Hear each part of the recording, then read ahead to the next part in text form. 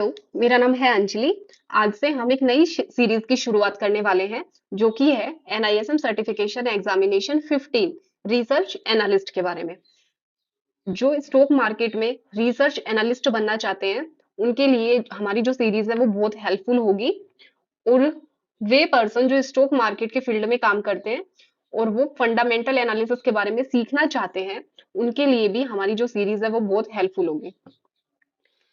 अगर आप केवल टेक्निकल एनालिसिस से ट्रेडिंग करते हैं, इन्वेस्टिंग करते हैं और आपको अगर फंडामेंटल एनालिसिस नहीं आता तो इसका मतलब आप कुछ मिस कर रहे हैं।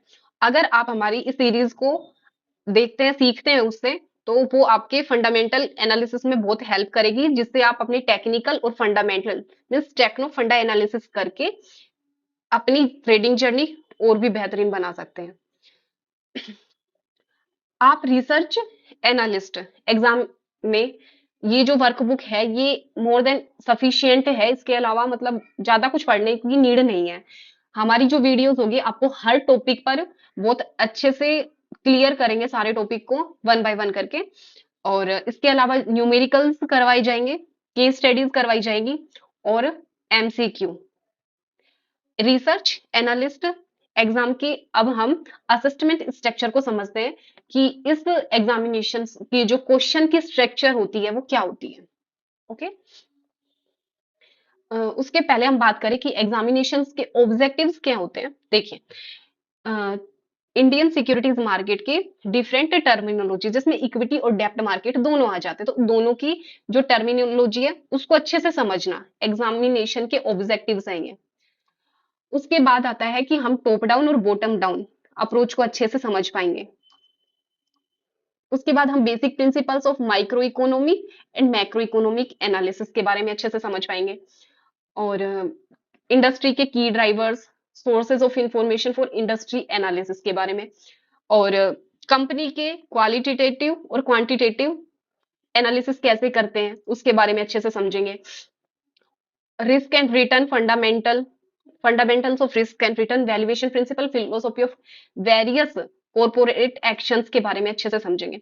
और एक रिसर्च एनालिस्ट में क्या क्या गुड क्वालिटीज होनी चाहिए उसके बारे में भी अच्छे से समझेंगे। तो ये एग्जामिनेशन के ऑब्जेक्टिव्स हैं कि आपको क्या क्या चीजें इसमें सीखने को मिलेंगी, कि एग्जाम के पीछे का क्या ऑब्जेक्टिव है। अगर बात की जाए इस एग्जाम की असिस्टमेंट असेसमेंट स्ट्रक्चर की, तो इसमें 92 मल्टीपल चॉइस ऑफ क्वेश्चंस आएंगे, जो कि 92 मल्टीपल चॉइस क्वेश्चन आएंगे जो कि 1 नंबर का रहेगा। ठीक है। और उसके बाद 2 केस स्टडी आएगी और दोनों केस स्टडीज में 4-4 क्वेश्चन रहेंगे जो कि 1 नंबर के रहेंगे, एक एक नंबर के रहेंगे। तो इस प्रकार से 100 क्वेश्चन आएंगे, 94 क्वेश्चन, और जिसमें 2 केस स्टडी है। एग्जाम होगा वो 2 घंटे का होगा, जिसमें जो पासिंग मार्क्स होंगे वो 60 मार्क्स होंगे।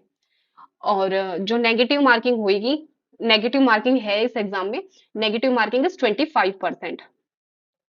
और अगर आपके एक क्वेश्चन गलत में होता है तो सही में से आपके 25% नंबर कटेंगे पर पर क्वेश्चन, अगर एक क्वेश्चन गलत होता है तो। और अभी बात की जाए तो अगर आप अपने एग्जाम में माइक्रोसॉफ्ट एक्सेल और कैलकुलेटर का यूज कर सकते हैं। एग्जामिनेशन इसलिए नहीं है कि आपकी कैलकुलेशन बेस्ड नहीं है कि आप कितनी जल्दी किसी कैलकुलेशन को करते हैं, ये सब मैटर नहीं करता। आप कैसे फॉर्मूला अप्लाई करके अपना आंसर निकाल पाते हैं उसके लिए आप अपने कैलकुलेटर का इस्तेमाल कर सकते हैं। अगर बात की जाए किसी भी एग्जाम को क्लियर करने के लिए, सबसे पहले उसका सिलेबस माइंड में होना चाहिए कि हम हमारा एग्जाम का सिलेबस क्या है। आज की वीडियो में हम इस एग्जाम की जो कंप्लीट सिलेबस है उसके बारे में अच्छे से समझेंगे, और कौन सा चैप्टर कितना इंपॉर्टेंट है वो उसकी वेटेज से अपने आप पता चल जाता है कि ये चैप्टर इतनी वेटेज रखता है तो ये मोस्ट इंपॉर्टेंट है। तो इसकी जो सिलेबस है उसमें जो फर्स्ट चैप्टर है वो है introduction to research analyst profession. कि रिसर्च एनालिस्ट, आप मार्केट में रिसर्च एनालिस्ट का प्रोफेशन है क्या उसके बारे में फर्स्ट चैप्टर में बताया गया है।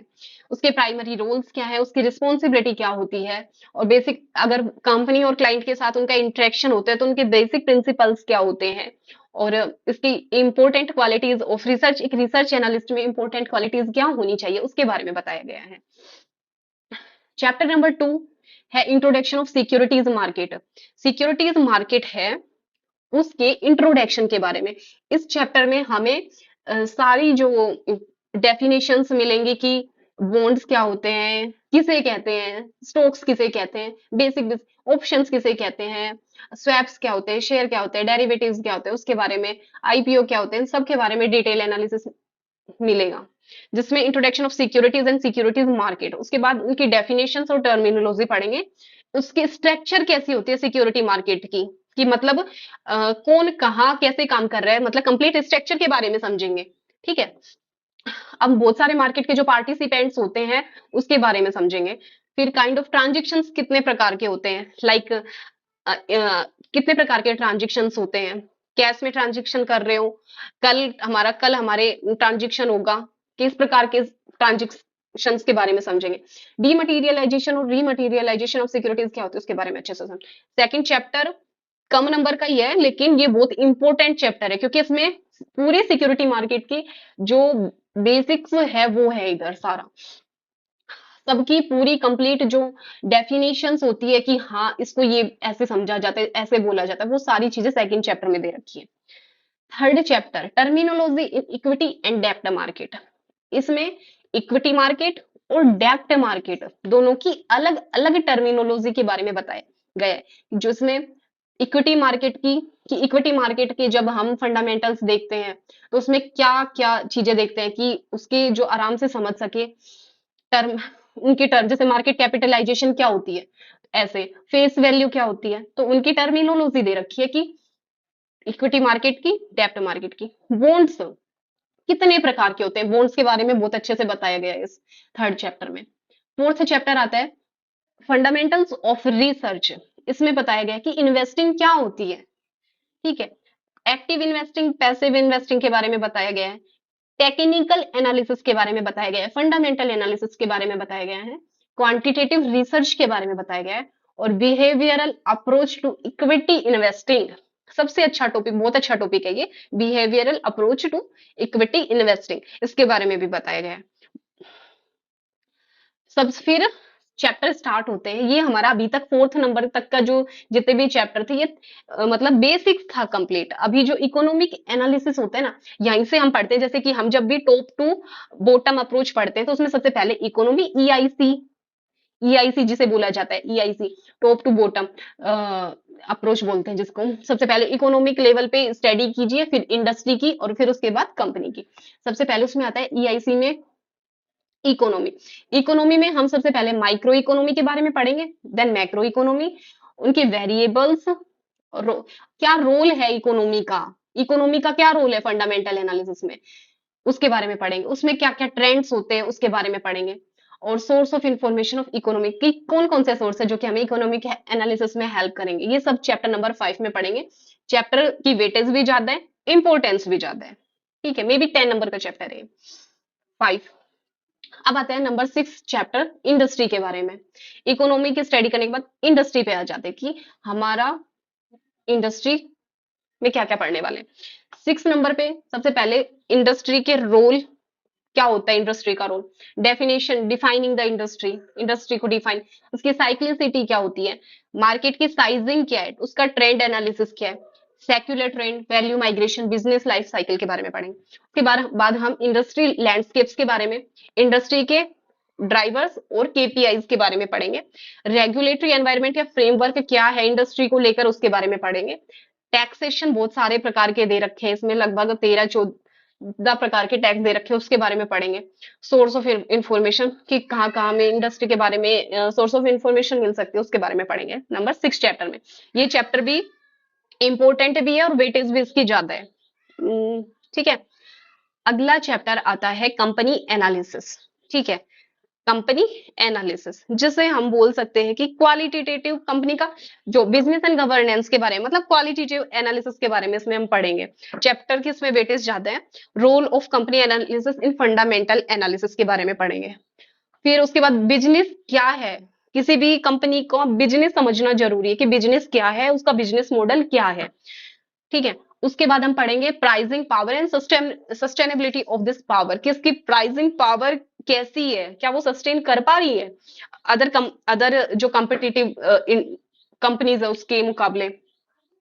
नेक्स्ट है डिफरेंट कॉम्पिटिटर्स के बारे में। फिर ये देखो, इसमें एनालिसिस आएंगे, फ्रेमवर्क्स आएंगे, स्वॉट एनालिसिस जिसमें strength, weakness, opportunity and threat के बारे में बात करेंगे।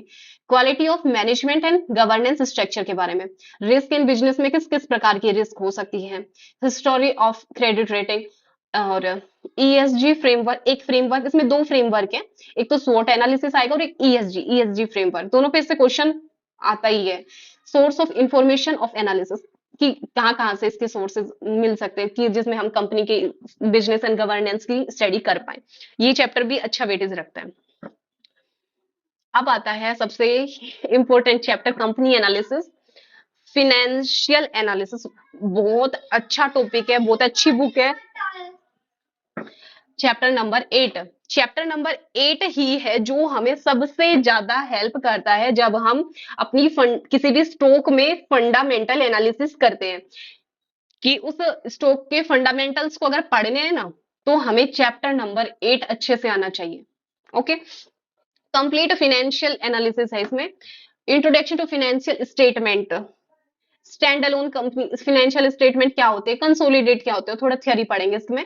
बैलेंस शीट क्या होती है, तीन तीन चीजें, चार चीजें अच्छे से पढ़नी है। Balance sheet, profit loss account, statement of changes in share holder equity, कैसे कैसे प्रकार की, अगर आपके पास किसी, आपने किसी कंपनी में इन्वेस्टमेंट करे तो उसकी शेयर होल्डिंग कैसे चेंज हो रही है उसके बारे में, उसका जो कैश फ्लो होता है उसके बारे में, नोट्स टू अकाउंट्स क्या होते हैं उसके बारे में। नेक्स्ट पॉइंट इंपॉर्टेंट, फाइनेंशियल्स के बारे में देखेंगे। ऑडिट रिपोर्ट, ये ऑडिट रिपोर्ट क्वालिटी देखेंगे कि ऑडिट रिपोर्ट की क्वालिटी ऑफ अकाउंटिंग कैसी है। फाइनेंशियल स्टेटमेंट यूजिंग रेशियोज, बहुत अच्छा टॉपिक है जो कि हमें फंडामेंटल एनालिसिस में बहुत ज्यादा हेल्प करते हैं। रेशियोज जो होते हैं, इबिटा मार्जिन, ये सब देखेंगे। Common use ratio, due point analysis, forecasting using ratio analysis, peer comparison, मतलब कि उस सेम इंडस्ट्री में डिफरेंट टाइप की कंपनीज जो होती है वो सब होती है, उनमें से हम अगर जो स्टॉक चूज कर रहे हैं वो क्यों ज्यादा इंपॉर्टेंट है, तो इसलिए हमें पीयर कंपैरिजन देखना ज्यादा जरूरी है। 8.14 पीयर कंपैरिजन। और other aspect to study of financial reports के बारे में। तो चैप्टर नंबर जो 8 है वो बहुत लेंदी चैप्टर है, पर बहुत अच्छा चैप्टर है, मे बी बुक का सबसे जो इंटरेस्टिंग चैप्टर होगा, जो कि हमें क्या बोलते हैं, लाइव मदद करेगा किसी भी स्टॉक के फंडामेंटल्स को समझने में, तो वो चैप्टर नंबर 8 है। ओके, और ये लगभग 16 नंबर का चैप्टर है, तो वैसे अपने आप में इंपॉर्टेंट हो जाता है, और इसमें से न्यूमेरिकल्स भी बहुत सारे आते हैं, न्यूमेरिकल्स भी इसमें से बहुत सारे आते हैं। Chapter number 8। After then chapter number 9, corporate actions, की कॉर्पोरेट के क्या क्या एक्शंस होते हैं, कि कॉर्पोरेट एक्शंस की फिलोसॉफी क्या है, dividend, right issue, bonus issue, stock split, share consolidation, merger and acquisition, demerger, spin off, scheme of arrangement, loan structuring, buy back of share, delisting, relisting share, ये सारी चीजें corporates के किए जाने वाले एक्शंस होते हैं। इसका उस पर्टिकुलर स्टॉक को लेकर उस पर क्या इफेक्ट पड़ता है उसका पता चलता है, तो इसलिए कॉर्पोरेट एक्शंस भी पता चलना चाहिए। और ये भी हमारी मतलब मदद करता है लाइव में किसी भी स्टॉक में जब हम एनालिसिस करते हैं उसका, तो इन सब की जो टर्मिनोलॉजी है और जो वर्क है दोनों पता होना चाहिए। और ये जो चैप्टर है वो 5 to 7 नंबर का होगा मे बी, देखते हैं। नेक्स्ट चैप्टर आता है चैप्टर नंबर 10, जो 8th चैप्टर जितना ही इंपॉर्टेंस रखता है, वैल्यूएशन प्रिंसिपल्स। 16 नंबर का मे बी चैप्टर है ये, और जिसमें हम प्राइस और वैल्यू के बारे में समझेंगे। ठीक है, difference between price and value, price क्या होता है और वैल्यू क्या होती है। ठीक है, इस चैप्टर को ही समझने के बाद ही सबसे पहले इन दोनों वर्ड का अलग अलग मतलब पता चला कि प्राइस क्या होता है और वैल्यू क्या होती है। वैल्यूएशन कहाँ कहाँ रिक्वायर्ड होता है, क्यों वैल्यूएशन करनी चाहिए उसके बारे में समझेंगे। अर्निंग एंड एसेट के बारे में समझेंगे, वैल्यूएशन की अप्रोचेस के बारे में समझेंगे, डीसीएफ जो कि वैल्यूएशन का मेथड है उसके बारे में पढ़ेंगे। रिलेटिव, ये सारे वैल्यूएशन के ही प्रकार है, उसके बारे में कौन कौन सा वैल्यूएशन किस प्रकार का है उन सब के बारे में एनालिसिस करेंगे। चैप्टर दिखने में थोड़ा हार्ड लगता है, लेकिन 2-3 बार अगर हम इसको अच्छे से क्लियर करेंगे तो हो जाएगा। उसके बारे में हम मतलब रिलेटेड जो मेरे पास नोट्स प्रोवाइड होंगे वो भी मैं आपको प्रोवाइड करवा दूंगी 8th के और 10th चैप्टर में, और इसमें से न्यूमेरिकल्स भी आते हैं, तो ये चैप्टर अपने आप में बहुत इंपॉर्टेंट है। फिर इसमें आएगा एक सम ऑफ द पार्ट वैल्यूएशंस के बारे में, new age economy, business, capital asset pricing model, CAPM, valuations के क्या ऑब्जेक्टिव्स होते हैं और बिजनेस के वैल्यूएशन के लिए कुछ इंपॉर्टेंट जो कंसिडरेशन है उसके बारे में। 10th chapter, 8th chapter, 10th chapter दोनों ही सेम सेम वेटेज के हैं, ठीक है। तो 10वां चैप्टर बहुत इंपॉर्टेंट है। अगला आता है 11वां चैप्टर, बहुत इजी है, बहुत easy, fundamentals of risk and return. इसमें सबसे पहले रिटर्न ऑफ इन्वेस्टमेंट और रिटर्न ऑन इन्वेस्टमेंट के बारे में समझेंगे।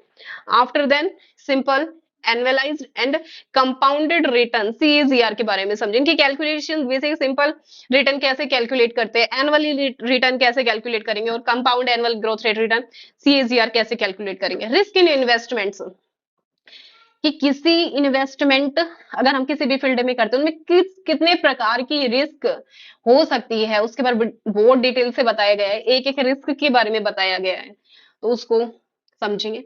रिस्क को मेजर कैसे करें, ठीक है।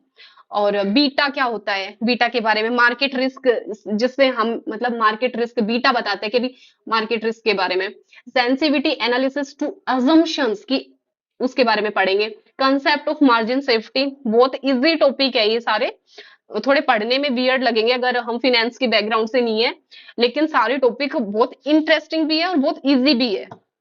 Calculating risk adjusted return, basic behavioural bias influencing investing, ये हमें 2 बार पढ़ने को मिलेगा ये topic, basic behavioural bias influence investment. ये एक तो हमें मिलेगा 4th चैप्टर में और एक बार मिलेगा 11वें चैप्टर में।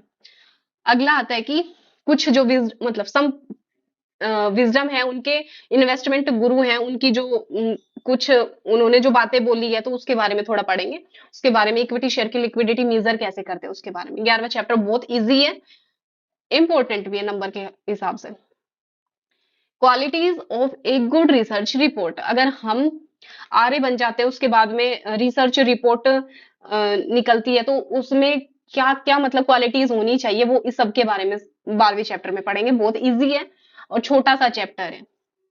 और जो मोस्ट इंपोर्टेंट चैप्टर है वो है लीगल एंड रेगुलेटरी एनवायरनमेंट, जिसमें हम फिनेंस मार्केट के इंफ्रास्ट्रक्चर के बारे में, जो रेगुलेटरी फ्रेमवर्क है उसके बारे में बहुत अच्छे से समझेंगे, जिसमें हम बहुत से आरबीआई का वर्क, क्या आरबीआई, सेबी, जो पेंशन फर्म्स हैं और जो कि गवर्नमेंट ऑफ इंडिया की जो फिनेंस से लेके जो है वो उसके बारे में अच्छे से समझेंगे। इंडियन मार्केट में सिक्योरिटीज मार्केट के क्या क्या रेगुलेशन है उसके बारे में समझेंगे। कोड ऑफ कंडक्ट, जो रिसर्च एनालिस्ट का कोड ऑफ कंडक्ट होता है उसके बारे में समझेंगे। Conflict and disclosure requirements of research analyst वो समझेंगे। सर्विलेंस मैकेनिज्म, जो हम जीएसएम क्या है, एएसएम क्या है उसके बारे में समझेंगे। तो ये था हमारा रिसर्च एनालिस्ट एग्जामिनेशन का पूरा सिलेबस, जो कि हमें आने वाले अभी वीडियोस में कवर करेंगे। मतलब ये अगर हम 2 से 3 सारे कॉन्सेप्ट क्लियर होने चाहिए, कि कितनी बार भी पढ़े लेकिन हमारे इसमें पूरे सारे कॉन्सेप्ट क्लियर होने चाहिए। और आफ्टर देन हम एमसीक्यू करेंगे और न्यूमेरिकल्स भी करेंगे, तो आराम से फर्स्ट मतलब आराम से एग्जाम निकल जानी चाहिए। आने वाले वीडियोस में आपको चैप्टर बाय चैप्टर सारे वीडियोस और कुछ अगर ऐड करना होगा तो एडिशनल उसमें सब में स्टेप बाय स्टेप मिलेगा। अगर आपको कोई कमेंट, आपकी कोई सुझाव है, कमेंट है, तो आप अपने कमेंट सेक्शन में जरूर बताएं। Thank you.